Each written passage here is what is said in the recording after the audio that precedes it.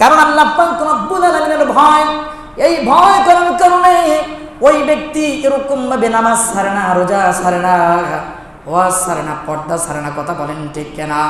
কারণ তার মনের মধ্যে একজনের ভয়।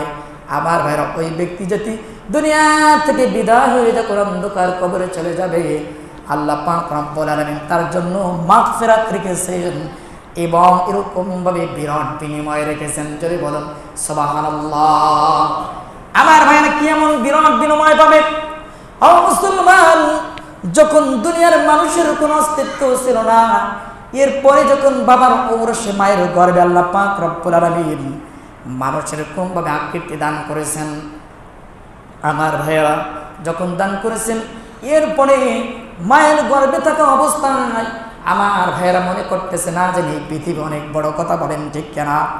যখন দুনিয়া থেকে আমার ভাইয়ের মায়ের গর্ভে থেকে যখন এই দুনিয়ার জমিনে আসলেন, দুনিয়ার জমিনে আসার পর আমার ভাইয়েরা তখন এই দুনিয়ার নাচ দামাত দেখতেছেন। এখন মনে করে এটাই এরকমভাবে বিশাল বড় নিয়ামত। কথা বলেন ঠিক কিনা? কিন্তু যেই ব্যক্তি এরকমভাবে দুনিয়া থেকে আল্লাহ রাব্বুল আলামিনের ভয় অন্তরে নিয়ে আল্লাহ তাআলার হুকুমগুলি মেনে দুনিয়া থেকে বিদায় হয়ে যাবে, তার জন্য এই দুনিয়ার 10 দুনিয়ার সমান একটি জান্নাত আমার আল্লাহ পাক রব্বুল আলামিন জান্নাতের মধ্যে দান করবে। জোরে বলুন সুবহানাল্লাহ। আমরা যখন মায়ের গর্ভে ছিলাম, মায়ের গর্ভে থাকা অবস্থায় মনে করছি এটাই দুনিয়া, বিশাল বড়। কথা বলেন ঠিক কিনা?